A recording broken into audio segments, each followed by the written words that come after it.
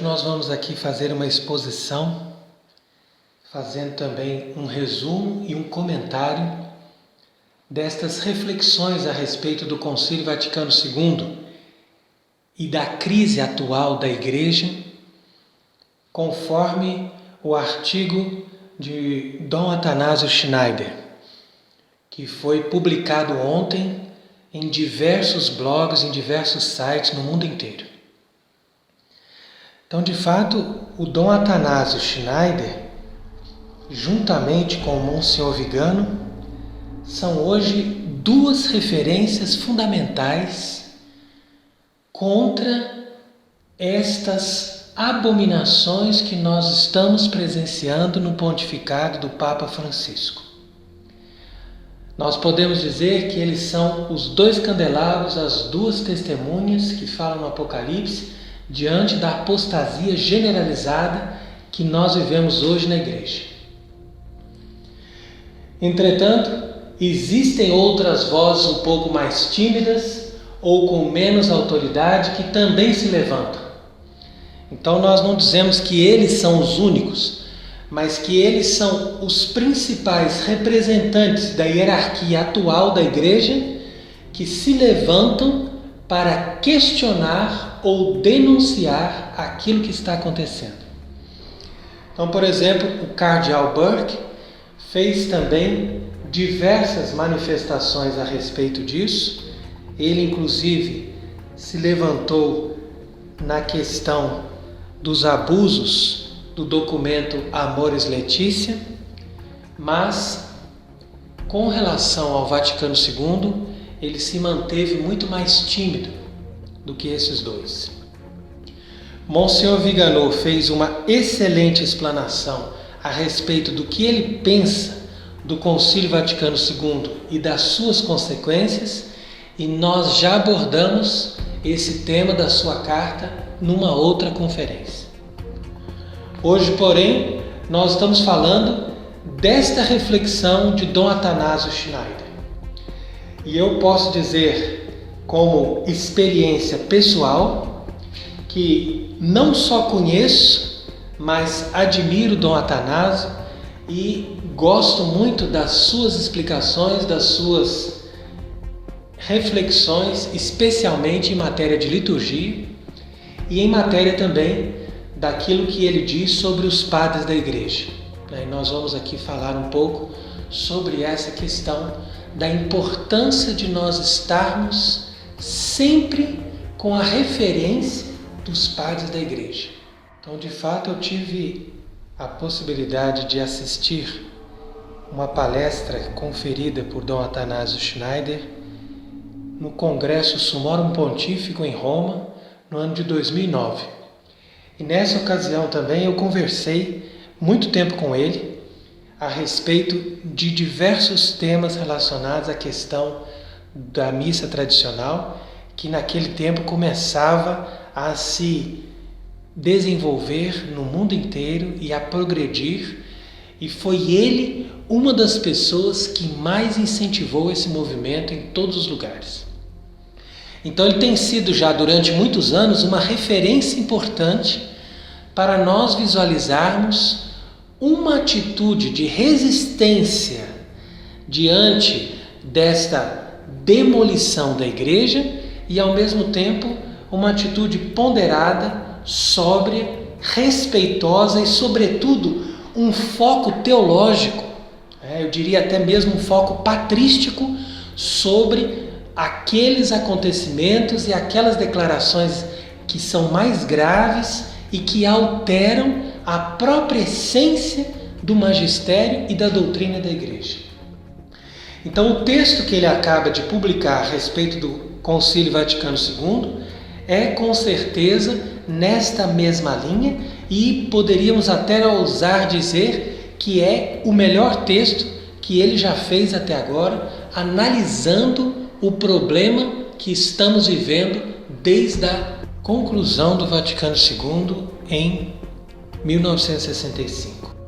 Então, no seu texto ele diz aqui que não somente os modernistas declarados, mas também teólogos e fiéis que amam realmente a igreja, deram prova dessa atitude de uma defesa cega dos textos, daquilo que foi dito no Vaticano II.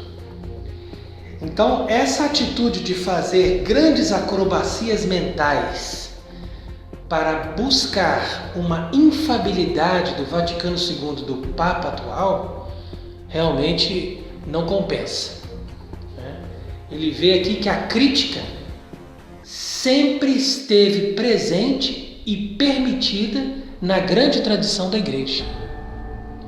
Então a gente não precisa ficar fazendo tanto esforço para poder justificar as ambiguidades do concílio ou justificar as abominações cometidas pelo Papa Francisco para dizer que nós somos católicos, que nós pertencemos à igreja, ou mesmo para evitar de sermos excomungados. Porque hoje em dia as pessoas estão com medo de ser excomungados. Eu não posso falar um a respeito daquilo que está acontecendo, eu não posso fazer crítica nenhuma, senão eles vão vir com ameaças e vão me excomungar. Então isso é absurdo completo, E veja aí como o Dom Athanásio Schneider vai nos advertir a respeito disso. Ele inclusive diz que é uma espécie de ultramontanismo exagerado, porque o ultramontanismo é uma coisa boa, é um movimento, principalmente a partir do fim do século XIX, de defesa do Papa diante das correntes liberais que já estavam se montando para destruir o papado. Entretanto, quando nós defendemos o Papa, nós temos que pensar, em primeiro lugar, em defender a igreja e em defender a verdadeira fé. Porque num contexto de apostasia que nós estamos vivendo hoje em dia, não é o caso de ficar defendendo o Papa como nós fazíamos antigamente, quando o Papa estava sempre alinhado com a verdadeira fé e sempre alinhado com a doutrina da igreja. Então, quando nós estamos agora nos aproximando da festa de São Pedro e São Paulo, nós temos que estar bem advertidos sobre essa questão, porque nós vamos escutar muitos padres falarem nos seus sermões e outros leigos reproduzirem aquele mesmo chavão de dizer: olha, veja, ele é um sucessor de Pedro, ele é o Papa, em cima desta pedra edificarei a minha igreja. Ótimo, mas isso tudo é válido numa situação normal. E nós estamos numa situação de exceção. Quer dizer, numa situação completamente diferente e única na história da igreja. Numa situação que nós dizemos mesmo escatológica. O que quer dizer isso? Uma situação que faz parte dos sinais do fim dos tempos. Então, quando a Bíblia fala da apostasia como sinal do fim dos tempos, ela fala de uma apostasia que envolve o Papa, que envolve a hierarquia da igreja, que envolve todo mundo. Apostasia é isso. Se não é um cisma, é um problema, isso a igreja sempre teve. Mas a apostasia, como sinal do fim dos tempos, é uma situação única. É uma exceção. Então você veja qual é a ameaça dessa gente, que vê que nós estamos percebendo, mesmo os leigos mais simples percebem que existe alguma coisa errada, e quando essas pessoas começam a se dar conta, começam a criticar, começam a querer se aprofundar no problema, o pessoal vem ameaçando com o direito canônico, com a lei. Ele diz: a lei está dizendo aqui, a lei está dizendo, você vai ser excomungado, você vai receber penas canônicas, você não pode comungar, etc e tal. Mas percebam, antes de tudo, que a lei só tem um valor numa situação normal. Em caso de necessidade, não existe lei, como o próprio direito canônico afirma. Então veja que Monsenhor Athanásio Schneider, de uma forma mais discreta e mais ponderada que o arcebispo Viganò, ele faz uma análise desse problema e ele vai dizer que realmente certas explicações ou expressões do concílio são artificiais, são pouco convincentes ou mesmo ambíguas. E que nós temos o direito de criticar isso, como a grande tradição da igreja, como os padres, os doutores e os grandes teólogos da igreja ao longo de 2000 anos de história fizeram, sem sofrer repressão, porque isso é a igreja católica. Não é uma igreja de tiranos, mas é uma igreja onde cada batizado tem direito de se expressar e de entender, e a não ser que ele não esteja disposto a buscar a verdade e a se conformar à verdade, ele vai mesmo ter o direito de criticar um papa.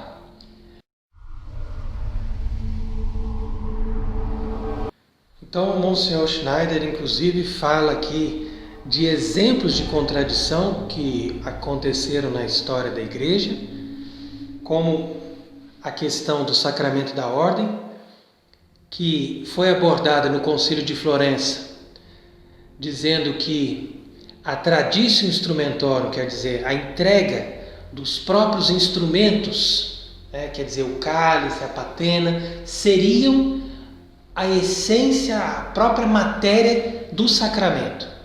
Enquanto que o Papa Pio XII, na Constituição Apostólica Sacramentum Ordinis, que foi publicada em 1947, ele vai dizer que a validade do sacramento da ordem depende muito mais da imposição das mãos pelo bispo. Então isso são pequenas contradições também. Não é que essas coisas são essenciais e chegam aos pés das contradições que nós vemos hoje em dia. Mas aqui Dom Atanásio está querendo mostrar que existiu também na história da igreja alguma situação semelhante. Então, Dom Atanásio vai colocar algumas dificuldades dos textos do concílio, sublinhando especialmente a questão da liberdade religiosa e a questão do subsiste in. O que quer dizer isso?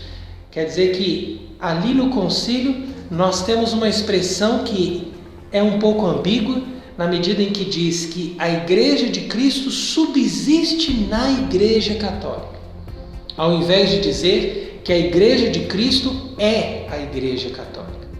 Então essa questão ela é um pouco delicada, porque ao dizer isso, eles estão querendo dizer que outras igrejas também podem ser a Igreja de Cristo. E isso está errado. Isso não é o que a Igreja sempre ensinou.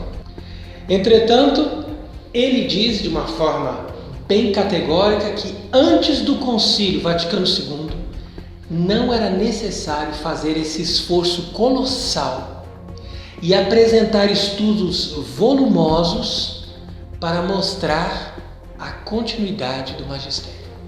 Isso aqui é uma frase realmente importante.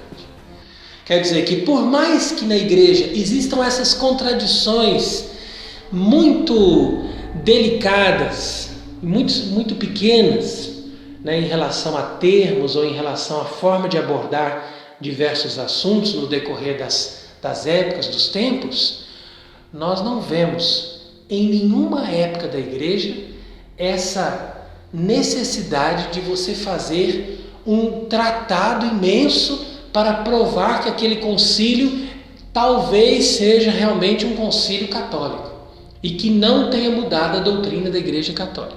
Isso é uma prova de que alguma coisa está errada no Vaticano II. No entanto, Dom Atanásio, ele tenta aqui pelo menos propor essa correção.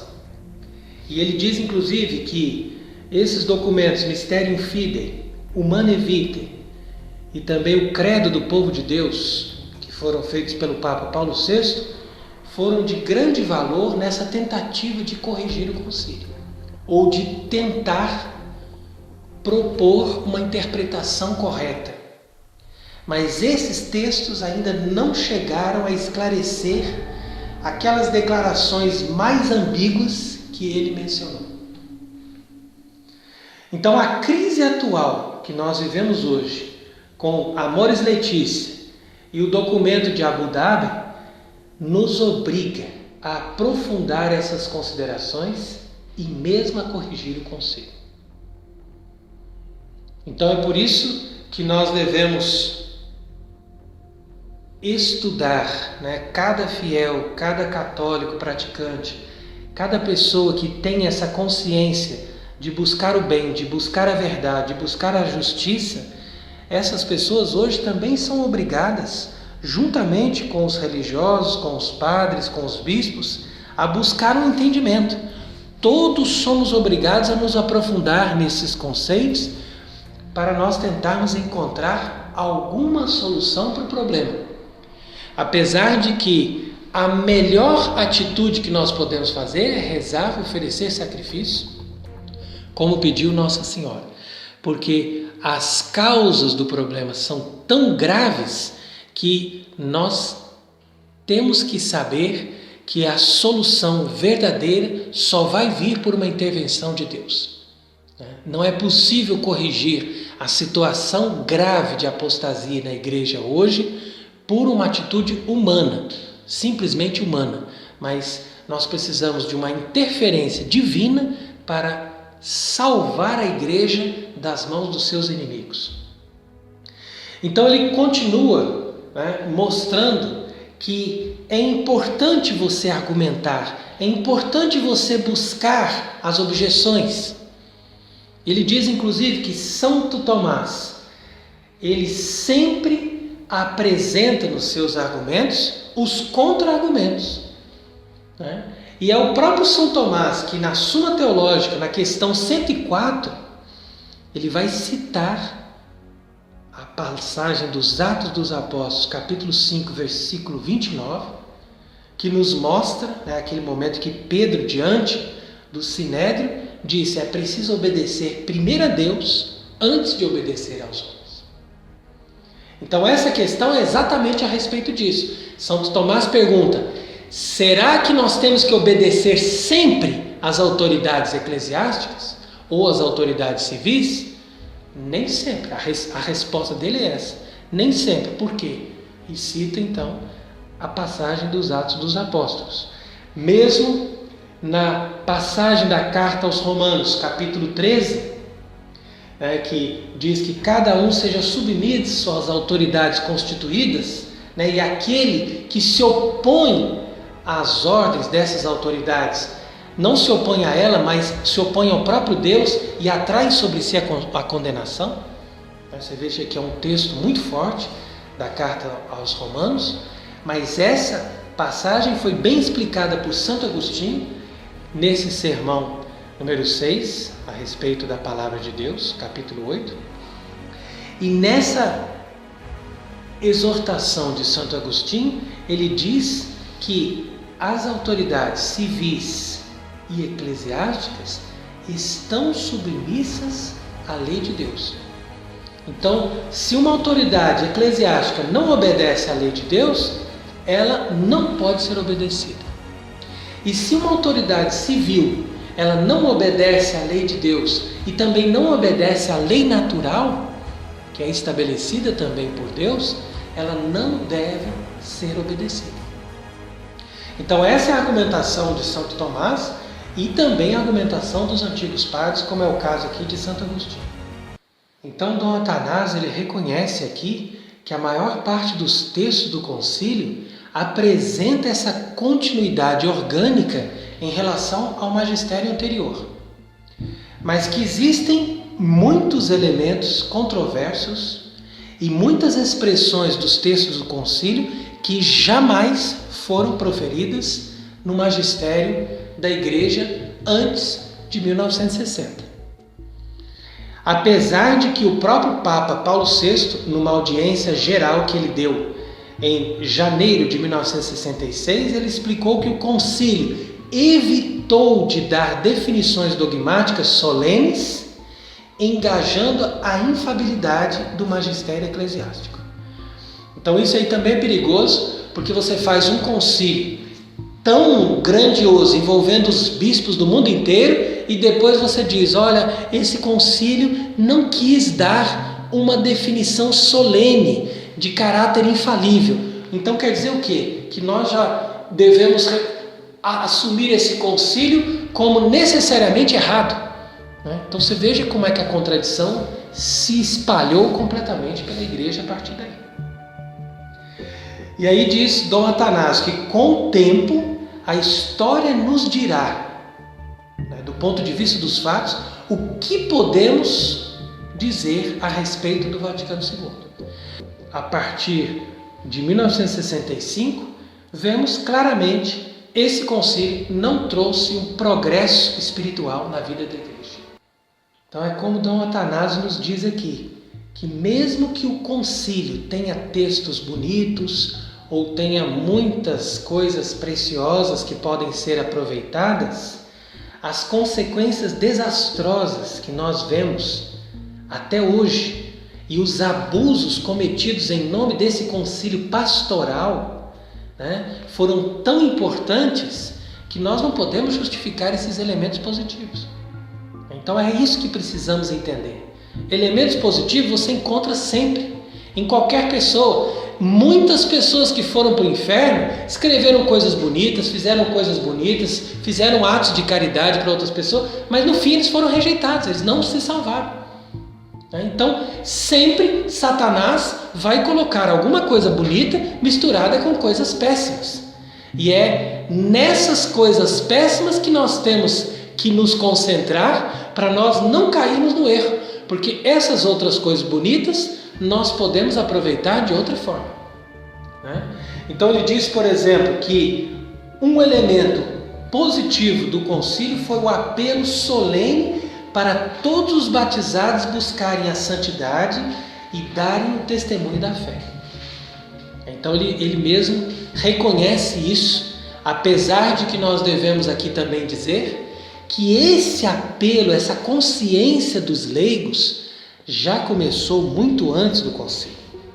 Então o concílio somente aprovou e exortou de uma forma muito calorosa a continuar esse processo, esses movimentos que foram promovidos pelos leigos, que na verdade já surgiram desde o protestantismo e mais especificamente desde a Revolução Francesa, principalmente na França, né? Onde os leigos percebiam que se eles não defendessem a Igreja Católica, a Igreja ia acabar, né? Porque os padres estavam realmente intimidados. Então foi ali que eles se engajaram na política, em todos os âmbitos da sociedade, para buscar esse testemunho, né? Para dar esse testemunho da fé e mostrarem que não é o fato deles serem leigos que eles não podem também entender da fé católica e também ensinar aquilo que diz respeito à luz da verdade, da doutrina da igreja. Em compensação, Dom Atanásio, ele sublinha que houve uma burocratização. O que quer dizer isso? Ao mesmo tempo que você deu muito espaço para os leigos, ao invés de você organizar os leigos em movimentos de espiritualidade que realmente dão frutos, muitas vezes você simplesmente quis dar cargos para os leigos. E aqui, quando fala nessa linguagem, principalmente no Brasil, nós entendemos bem o que isso significa. Os leigos têm cargo em tudo dentro da igreja, são eles que mandam em tudo. O padre, às vezes, ali é só um mero organizador, um moderador, e os leigos têm aquele poder nas mãos, tudo é burocratizado e as coisas perderam o senso de igreja. Ficou como se fosse uma grande organização política, institucional, e as pessoas já não sabem mais onde está o elemento espiritual ali dentro. Então ele cita aqui o sermão do Papa Paulo VI em 29 de junho de 1972.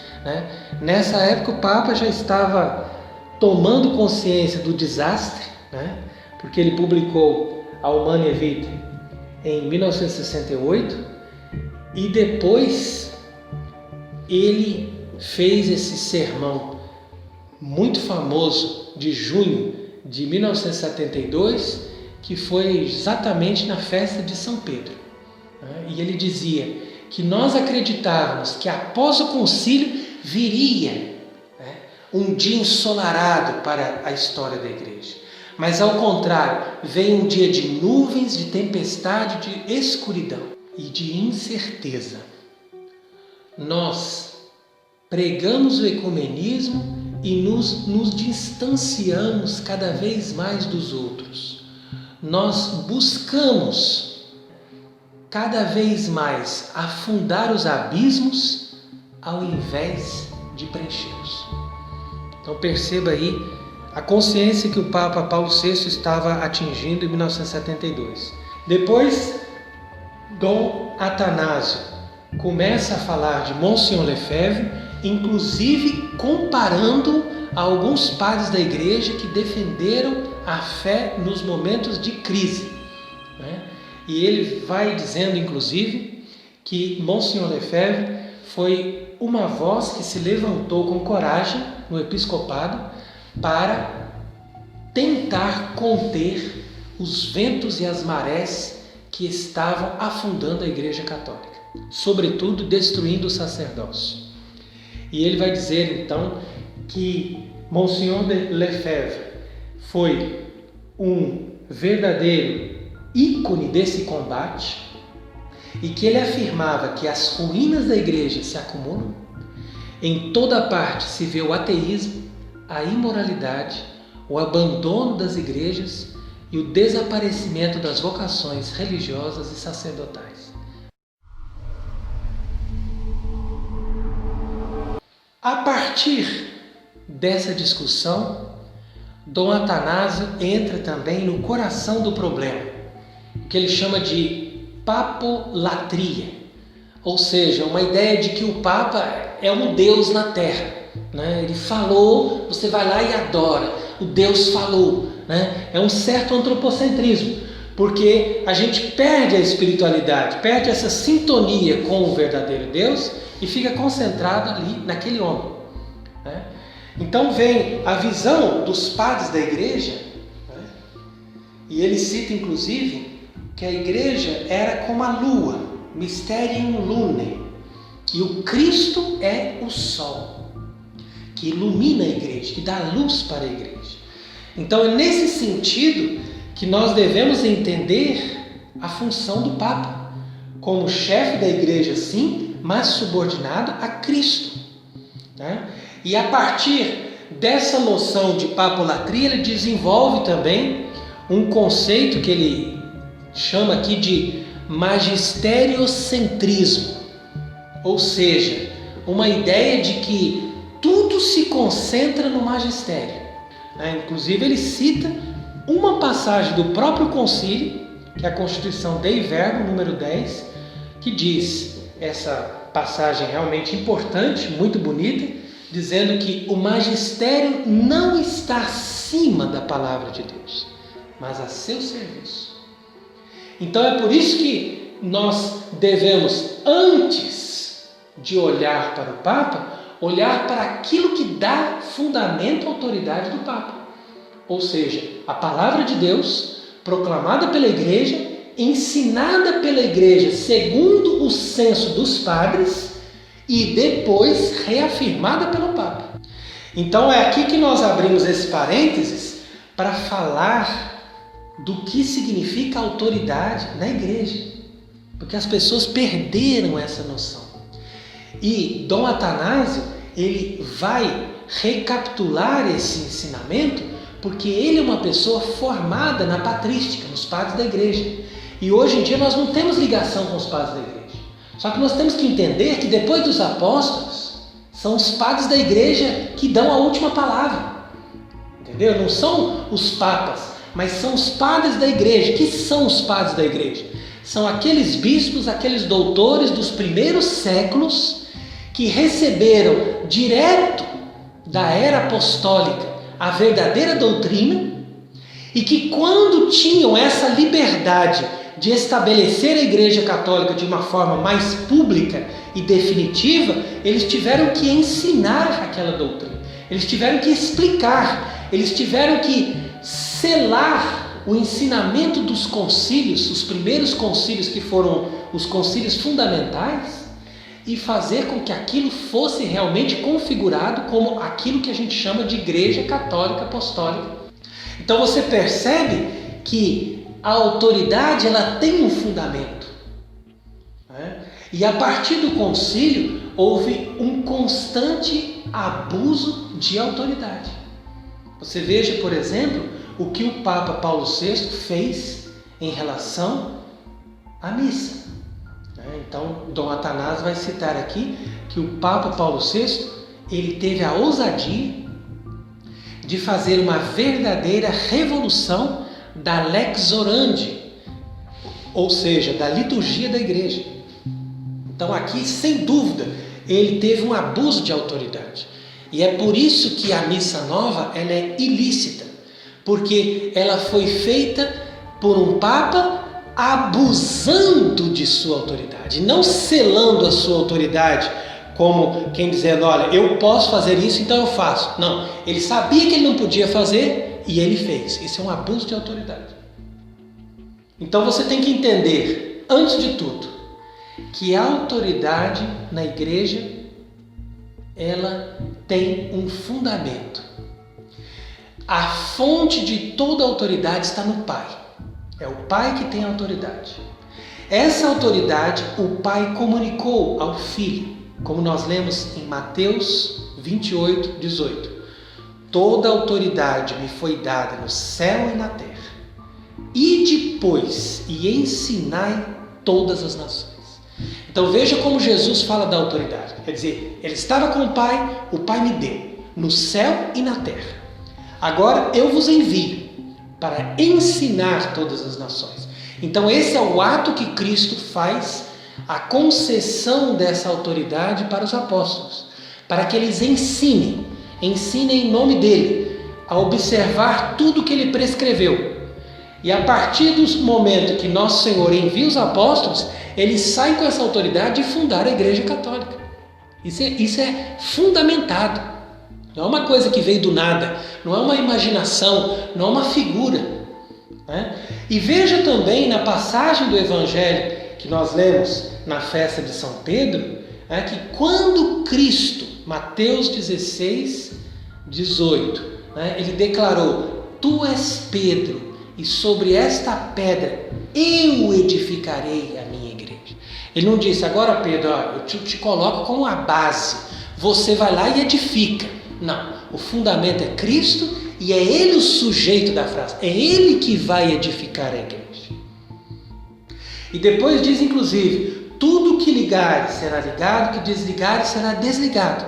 Então quer dizer, Cristo pediu para Pedro ou os seus sucessores que eles liguem e desliguem, mas não inventem.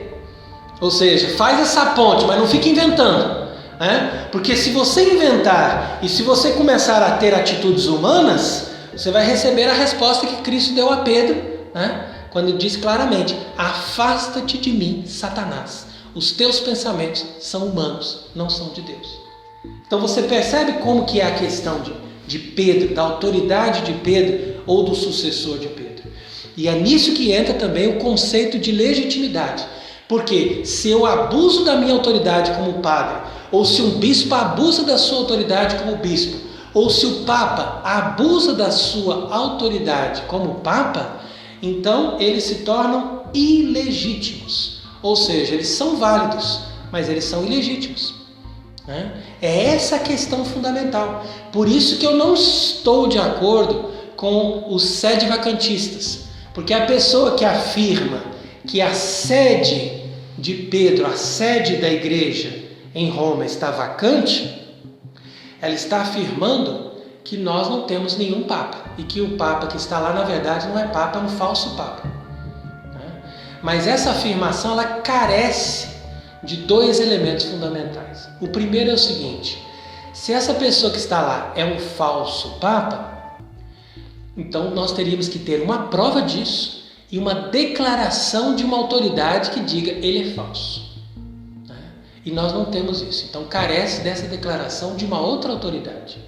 O outro problema é o seguinte, se nós chegamos à conclusão que quem está lá não é Papa, então nós temos que nos reunir como igreja e temos que eleger um novo Papa. Isso uma consequência lógica da sede vacante. Então, se nós não podemos fazer isso, se a gente não consegue fazer isso, é sinal que ele é um Papa. Mas ele é um Papa ilegítimo e um Papa em estado de apostasia. Numa situação normal da Igreja, não é possível isso, concordo plenamente. Mas numa situação de exceção ligada aos últimos tempos, isso não somente é possível, mas isso faz parte mesmo da conjuntura desses últimos tempos. Então é nesse sentido que nós devemos entender os limites da autoridade do Papa e até que ponto nós podemos e devemos criticar o Papa Francisco, que não está agindo de acordo com a vontade de Deus. Pois que nós vemos mais de 200 papas que, se estivessem presentes hoje, vendo a atitude de Francisco, todos eles gritariam: esse homem não é digno de estar sentado na mesma cadeira que nós sentamos. Então a Igreja, ela existe por um equilíbrio de dois contextos diferentes: a autoridade e o carisma. E é muito interessante, se nós lemos no Evangelho, principalmente no Evangelho de São João, que existe sempre essa dicotomia, Pedro e João. Aí mesmo no capítulo 21, nós vemos que Pedro estava vendo o discípulo que Jesus amava, que era o próprio São João, e ele perguntou a Jesus: Senhor, e quanto a esse, que será dele? E Jesus respondeu: que te importa se eu quero que ele fique assim até que eu venha? Quanto a ti, segue-me. Então essa é uma passagem assim um pouco misteriosa, que normalmente é interpretada pelos padres da Igreja segundo essa chave de interpretação, que de fato São Pedro significa autoridade na Igreja, enquanto que São João significa o carisma na Igreja. Um é balançado com o outro, e assim ele chega no equilíbrio, de tal maneira que se o Pedro, quer dizer, a autoridade, comete uns abusos, ele vai ser denunciado pelo carisma, pelos profetas, que vão dizer: olha, você está abusando, você está indo além do seu poder. Você percebe o equilíbrio? Ao mesmo tempo que também a dimensão carismática pode cometer abusos. E nós vemos hoje muitos abusos na dimensão carismática. Quando as pessoas começam com profecias para todo lado: eu tenho isso, eu tenho as chagas, eu tenho profecias, eu vi isso, eu vi aquilo. São João da Cruz tem textos muito importantes que denunciam esse abuso do carisma. Por isso que quando tem aquele contexto do sepulcro, Pedro e João correm juntos, mas João chega primeiro, porque o carisma é muito mais rápido, mais direto, mas ele não entra, ele espera Pedro chegar, Pedro entra primeiro, e depois é que João entra. Então o carisma, ele dá o privilégio para a autoridade. Entretanto, a autoridade também precisa do carisma, e é nesse equilíbrio que a Igreja se desenvolve. Por isso que Jesus disse a Pedro: que te importa que ele fique assim até que eu venha? Ou seja, o carisma vai viver até o fim dos tempos com o mesmo frescor, como se Cristo tivesse sido ressuscitado hoje, como se Cristo estivesse no meio de nós agora, Porque isso é o carisma, é a vida do Espírito Santo. Ao mesmo tempo que a autoridade vai seguir Cristo no decorrer da história.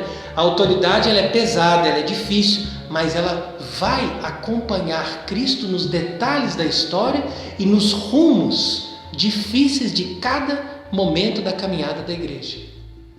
Então é por isso que Cristo concedeu essa autoridade a Pedro e a seus sucessores com um objetivo bem definido, não para mudar a fé ou para fazer o que eles querem, mas para continuar a transmissão dessa mesma fé. Veja como São Pio X se expressa num documento impressionante que ele escreveu, que se chama Notre Charge Apostolique, quando ele diz: o nosso cargo apostólico nos proporciona um dever de velar pela pureza da fé e a integridade da disciplina católica, de preservar os fiéis dos perigos do erro e do mal, sobretudo quando o erro e o mal são apresentados com uma linguagem sedutora, com ideias vagas que evocam expressões sob o ardor do sentimento, sonoridade das palavras capazes de inflamar os corações pelas causas sedutoras as mais funestas. Então é isso. A falta de orientação dos fiéis leva a essa catástrofe. E nós vemos que isso, hoje em dia, é perfeitamente configurado. Então, por exemplo, quando o Papa Paulo VI editou o Missal de 69, ele agiu contra uma lei da Igreja que já tinha sido definida na época do Papa São Pio V, quase 500 anos antes. E quando ele fez isso, ele contrariou um princípio fundamental da Igreja de que uma autoridade não pode ir acima de uma autoridade que já foi colocada como superior a ela, ou seja, de um Papa anterior a ele. De tal forma que a bula da promulgação desse missal de São Pio V, ela se conclui com uma ameaça, dizendo: olha, se alguém tiver a audácia de atentar contra essas disposições, ou seja, de mudar a missa, saiba que incorrerá na indignação de Deus Todo-Poderoso e de seus bem-aventurados apóstolos Pedro e Paulo. Então, o que resta para esses papas, para esses bispos, senão a indignação de Deus?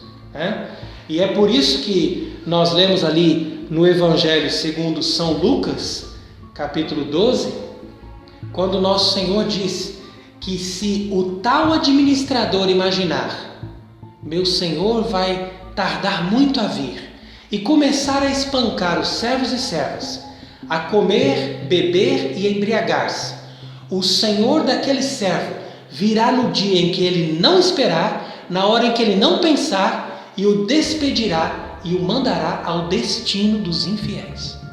Então essa palavra se aplica perfeitamente a todos esses papas e a todos esses bispos que estão abusando da sua autoridade.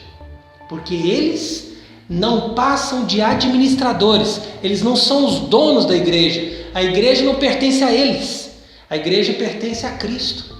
Mas eles começam a espancar os servos e servas, ou seja, a obrigar a gente a engolir doutrinas perversas, que isso é pior do que apanhar, E eles começam a se embriagar do veneno dessas doutrinas sem imaginar que o seu Senhor está para vir.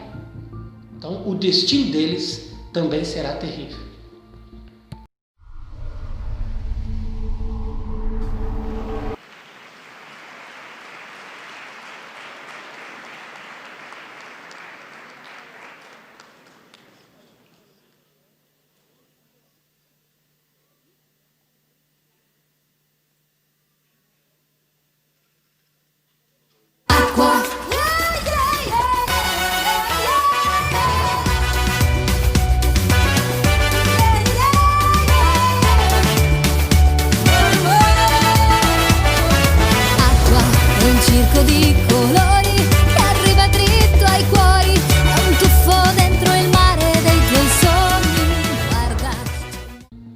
Então, na última parte do seu artigo, Dom Atanásio vai comentar a respeito de uma questão que eu considero a questão mais pesada, mais forte que foi apresentada a partir do concílio, que é esse tema da amizade com o mundo. Então ele vai dizer que pelo Concílio Vaticano II e desde o pontificado de João XXIII, a Igreja começou a se apresentar ao mundo como uma amiga, começou a buscar o mundo como um companheiro. E é a partir daí que começou a haver esse adultério. Nós vamos citar inclusive aqui aquela passagem da carta de São Tiago, capítulo 4. Adúlteros, não sabeis que a amizade com o mundo constitui-se inimizade para com Deus? Então, o Dom Atanásio vai criticar realmente essa atitude indigna da igreja, dizendo que se a igreja mendiga a simpatia e o reconhecimento do mundo, isso a torna indigna dela mesma e a faz perder o respeito daqueles que procuram o verdadeiro Deus. Nós devemos mendigar a simpatia de Cristo, de Deus e do céu. Então, diz inclusive que mesmo antes do concílio, já existiam muitos padres e bispos e certos teólogos que faziam o juramento antimodernista de São Pio X, mas que guardavam ali restrições mentais no seu coração. Ou seja, que eles não estavam dispostos realmente a fazer um juramento antimodernista. E ele vai além, fazendo essa recapitulação histórica, dizendo que a partir do pontificado de Bento XV, começou uma lenta e prudente infiltração de pessoas inimigas dentro da hierarquia da igreja. Então, ele diz aqui de uma forma correta que Bento XV foi quem permitiu essa infiltração. Por quê? Porque Bento XV era um secretário do cardeal Rampolla. E o cardeal Rampolla tinha sido eleito papa em 1904. Mas naquela eleição ele foi vetado pelo imperador do Império Austro-Húngaro, que tinha um poder de veto naquela ocasião. E por causa disso mesmo foi que eles elegeram São Pio X. Mas o cardeal Rampolla, que tinha uma grande influência, era maçom e ligado às sociedades secretas. Então ele foi introduzindo outros membros dessa sociedade secreta dentro da hierarquia da igreja, principalmente através de Bento XV, que foi um papa que não fez nada assim tão grave, mas que tinha uma certa simpatia com algumas coisas que não eram boas nesse contexto de batalha espiritual que a igreja já estava enfrentando. Então o Bento XV, secretário do cardeal Rampolla, colocou toda essa gente para dentro que São Pio X tinha colocado para fora. Então, em resumo, é isso. E esse pessoal, com espírito modernista, espírito mundano, entraram a partir daí nas altas esferas da igreja. E essa infiltração se desenvolveu sobretudo a partir dos teólogos, que começaram a ensinar nos seminários e a infiltrar ali aquelas doutrinas mais envenenadas que tinham sido antes condenadas. Então você veja que o Papa Pio XII foi obrigado a publicar uma encíclica chamada Humani Generis em 1950, que condenava aquela nouvelle théologie, dos teólogos modernistas, que depois fizeram sucesso no Vaticano II, como Congar, Chenu, Delubac e outros. Então, é uma progressão a partir daquele primeiro movimento de combate contra o modernismo no início do século XX, que foi dar origem a esse relativismo moral, doutrinal e essa mundanidade, que ele chama esse amor do mundo, que brotou de uma forma misteriosa no Vaticano II, mas que já estava ali no germe desses envenenados teólogos modernistas. Então é por isso que nós citamos aqui também uma afirmação muito interessante de Dom Atanásio, quando ele diz que João 23, ele abriu as grandes porteiras e depois não pôde mais fechar. Foi como se uma barragem se rompesse. Isso é uma afirmação do presidente francês Charles de Gaulle e que realmente nós observamos que é muito verdadeiro. Agora, o que nós deveríamos fazer verdadeiramente é abrir a igreja, sim, para mostrar a sua beleza. E é isso que Dom Atanásio nos propõe, abrir a vida da igreja ao frescor de sua beleza, da sua verdade divina, aos tesouros da sua santidade eternamente jovem, à luz sobrenatural do Espírito Santo e dos santos. a uma liturgia celebrada segundo o senso sobrenatural, sacral e reverente. Então, esse realmente é um tema muito abordado por Monsenhor Athanásio Schneider, porque ele tem essa visão do que é o sacral, do que é o Espírito Santo, de como nós podemos equilibrar bem a autoridade, a doutrina, a tradição, com a questão do carisma, da liturgia, da vida espiritual da igreja, né? Então, ele nos dá realmente esse frescor da Igreja Católica verdadeira, porque nós não estamos nem naquela coisa pesada de muitos tradicionalistas que simplesmente ficam batendo o martelo em cima de uma lei, e também não estamos em torno de uma coisa sem fundamento que faz parte da espiritualidade moderna carismatista, né? Que ficam esses carismáticos aí simplesmente dizendo: eu sinto o Espírito Santo e pronto, acabou, né? Então vamos aí entender em que ponto que nós devemos reconhecer a verdadeira Igreja Católica, o rosto da verdadeira Igreja de Cristo. E é por isso também que eu faço aqui mais um parênteses para dizer que Monsenhor Athanásio Schneider, ele é um bispo na Europa Oriental, né? Ali já com a fronteira da Ásia. Ou seja, o Cazaquistão é um lugar que nos dá um pouco dessa sintonia com a Igreja Oriental. E isso é muito importante para nós. Nós não podemos imaginar a desgraça que foi para a Igreja Romana o rompimento com a Igreja de Constantinopla em 1054. E esse rompimento, sem dúvida, foi um ato de autoritarismo, né, do cardeal Humberto, que tinha sido o delegado do Papa para dialogar com eles. E ao invés dele dialogar, ele veio excomungando, ele veio mostrando autoridade, e aquilo rompeu a unidade da Igreja, e nós vemos as consequências catastróficas desse evento até hoje.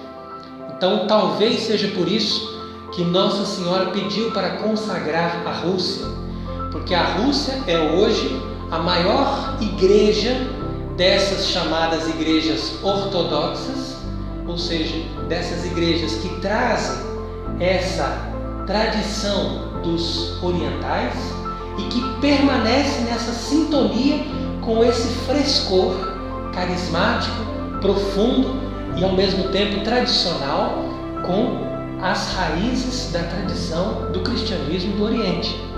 Então isso daí poderia ser um contrapeso para o evento do Vaticano II e nos dar uma vitória sobre toda essa apostasia que nós estamos vivendo hoje.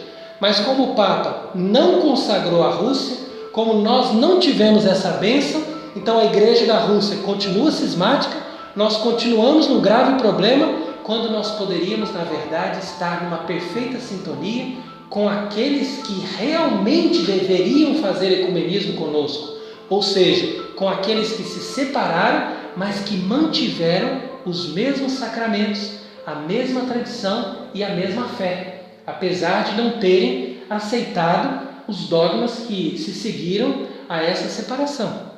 Então fica bem claro aqui para nós que o ecumenismo com os cristãos ortodoxos, com os cristãos do Oriente, né, que não são ortodoxos no sentido pleno do termo, porque eles não guardam a fé una, santa e católica e ortodoxa do início, eles já se desviaram também em alguns pontos, mas são eles que poderiam, a meu ver, trazer essa força que falta hoje para a Igreja do Ocidente. E é, ao meu ver também, essa intenção de Dom Atanásio. Por isso que ele faz questão de sempre citar os padres da Igreja e principalmente os padres do Oriente, como Santo Atanásio, que ele leva o nome, como nome religioso, né? Porque esse santo foi realmente um baluarte na defesa da fé por ocasião do Concílio de Nicéia.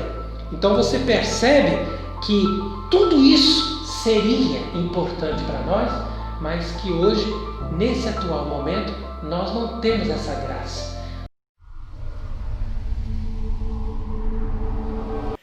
Então Dom Atanásio conclui o seu pensamento dizendo o seguinte, que hoje em dia o véu foi arrancado e o modernismo revelou o seu verdadeiro rosto, que consiste em trair Jesus Cristo e a se tornar amigo do mundo, adotando a sua maneira de pensar.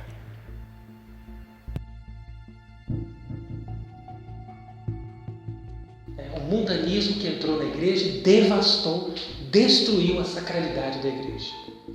Então hoje nós temos que recuperar esses elementos perdidos, nós temos que salvar a igreja dessa ambiguidade, nós temos sim que proclamar a nossa fé, o nosso testemunho de fé católica com coragem e não ficarmos aí tendo medo de sermos excomungados porque nós estamos criticando o Papa Francisco ou porque nós estamos denunciando as abominações que esses apóstolos estão fazendo. De forma alguma. O que vem em primeiro lugar não é a lei. O que vem em primeiro lugar não é o direito canônico. O que vem em primeiro lugar é a fé no verdadeiro Deus, conforme foi revelada para nós e conforme foi ensinada pela Igreja Católica durante 2000 anos. Ninguém pode abrir mão disso.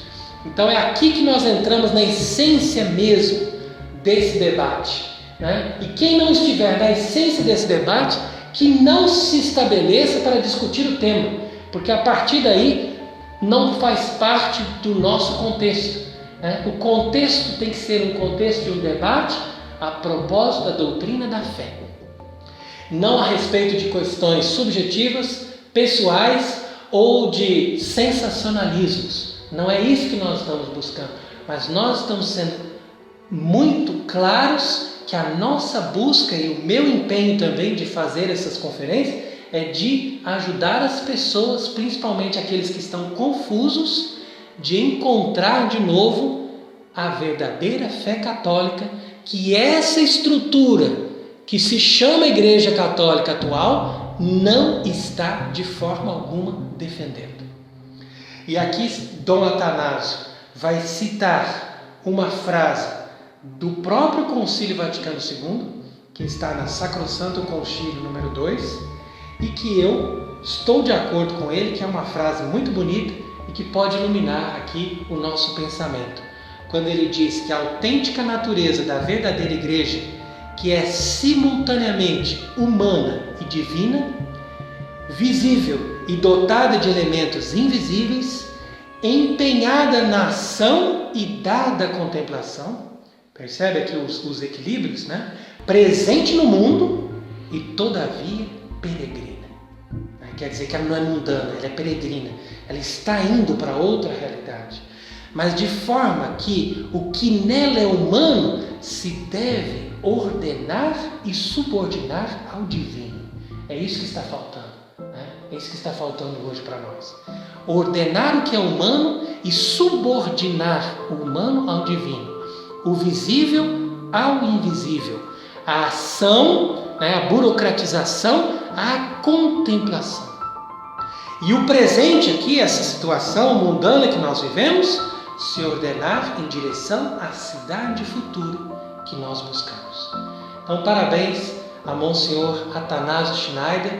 Nós te damos todo o nosso apoio, apesar de querermos aqui comentar alguns pontos numa observação um pouco divergente daquilo que Vossa Excelência propõe, mas nós estamos rezando por Vossa Excelência, nós pedimos a Deus que nos dê verdadeiros pastores que nos conduzam nesse tempo de treva, de apostasia e de escuridão.